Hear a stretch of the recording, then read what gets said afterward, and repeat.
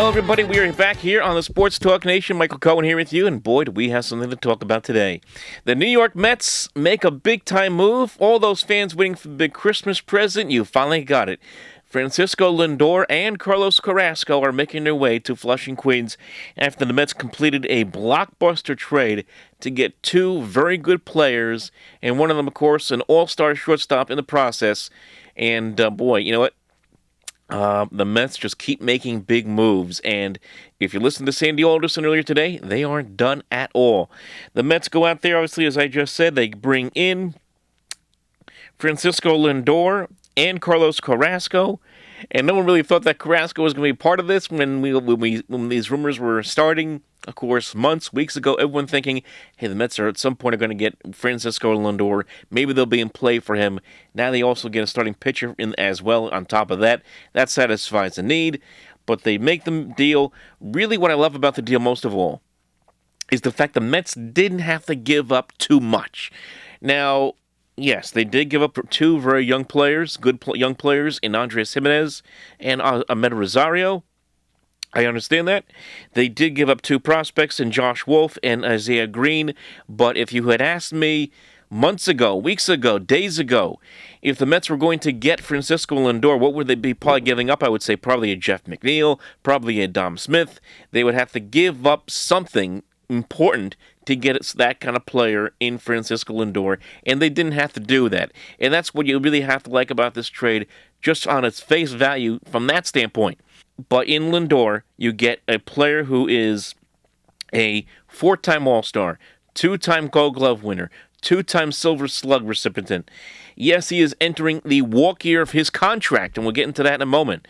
But here is a player who has averaged 29 home runs a year, averages 86 RBIs a year, is only 27 years old, is considered one of the best players in baseball. Okay, maybe he's not a Mookie, maybe not to the level of a Mookie Betts or a Mike Trout, but still considered one of the at least top 10 players in the sport right now. That's for what the Mets got here in Francisco Lindor, and it satisfies a huge need. The Mets had issues in the middle of the infield.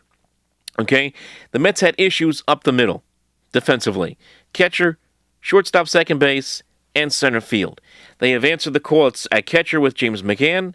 They have answered the call now at shortstop with Francisco Lindor. You would imagine now somebody like a Jeff McNeil or a J.D. Davis now moves over into second base. And honestly, McNeil, that's where he really belongs, is at second base. So you take care of that. Forget about Robinson Cano, who's going to be suspended for the season because of steroids. You can forget about him. Now all the focus is on a young player, 27 years old, entering his prime in a walk year of his deal. That's what the Mets get here in Lindor. Now the question is going to be, can the Mets sign him to a mega contract? Sandy Alderson going out there saying that he hasn't had a chance to discuss details of a contract with Lindor and his agent, but he is still hopeful that they can get together, meet up, and work on some kind of deal that would bring Lindor over, keep Lindor here long-term with the New York Metropolitans. And, it reminds me of, and of course a lot of Met fans, very much excited, comparing this kind of move to the move that brought in Mike Piazza back in 1998. Remember, back in 98, Piazza was a pending free agent when the Mets got him from the Florida Marlins. And there was always concern about, will Piazza like it here in New York? Will he like playing for a team in Queens? Will he like playing for the other team in town? And it did turn out to work out quite well. As we all know, he would eventually sign a 7-year deal.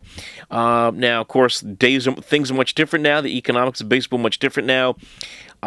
You would think Lindor, who had rejected a contract extension from the Indians last year, they offered $200 million. He rejected it. He wants something in the neighborhood of $300 million.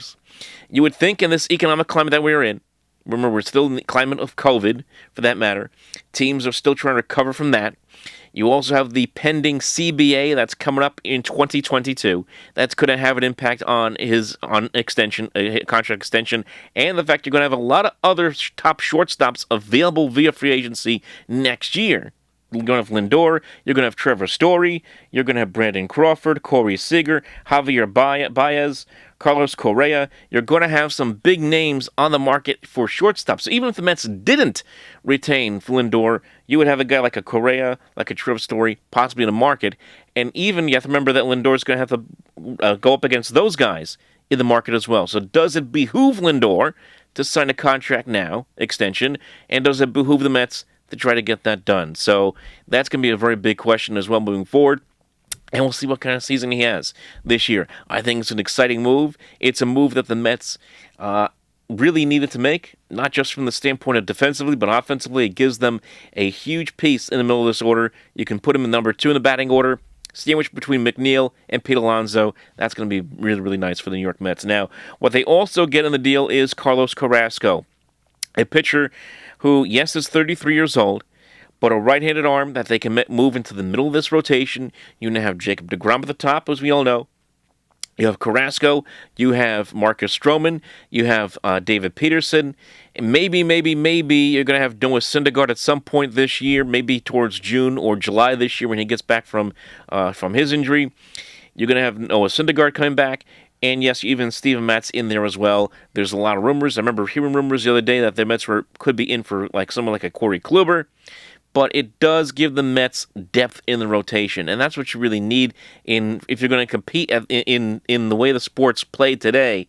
You're going to need as much pitching as you possibly can. You can't have enough starting pitching. Everyone knows that.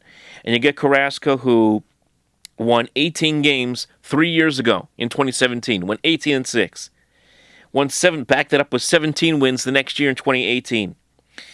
2019, of course, came down with leukemia. Was still named AL Comeback Player of the Year because he came back, pitched fairly well to the best of his ability, coming off of that disease at the end of the 2019 season, but really bounced back last year nicely, pitching to an ERA under 3. Like I said, middle of the rotation starting pitcher, not a bad deal, folks. You get an all-star player, a starting pitcher to help you out. Does that change the Mets' complexion as far as going after Trevor Bauer? I think it might. Mets don't need to go out and get Trevor Bauer. They can go out there, add some nice pieces, maybe add another starter like a Corey Kluber who I just mentioned, and you have a pretty good rotation. Pretty damn good rotation for that matter as far as starting pitching is concerned. Not to mention you have Carrasco signed through the 2022 season, so that is a nice little bonus as well for the New York Mets. So, you know what? It's hard not to like what you see with this deal. Man, the Mets have been busy. And, the Mets have been quiet for a few weeks since the McCann move. I was thinking about doing something about, what's going on with the Mets. Why haven't they made a move yet? Well, here you go. Here's their big move. Getting Lindor, getting Carrasco, not giving up a whole heck of a lot. And at least they have the possibility to re-sign Lindor long-term after the season. We will see what happens. And who knows, maybe George Springer still is a possibility. Still a possibility. Now the Mets could go out there and get George Springer, free agent of the Houston Astros. A lot of talk between the Mets and the Blue Jays for Springer's rights. So we'll see how that plans out as well. Right now, I know there's a lot of grumpy Yankee fans right now because they're seeing the Mets spend all this kind of money or making moves anyway to improve their team. And they're wondering what's going on with the Yankees. Why haven't we done anything? All we hear is that DJ LeMahieu is still a free agent. All we hear is that Masahiro Tanaka may go back to Japan. Gary Sanchez is unhappy. What's going on with the Yankees? Well, I'll give you a couple words.